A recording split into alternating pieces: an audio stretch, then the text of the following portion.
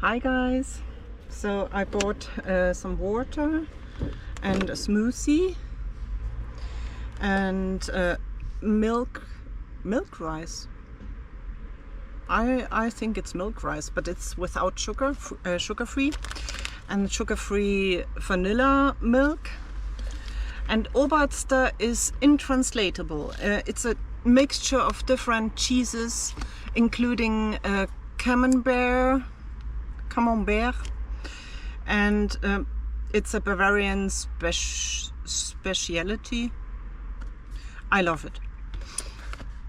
And you can super combine it with whole wheat bread and then slices of hard-boiled eggs, which is what I do every day. And I love this new life. I'm thinking about doing it in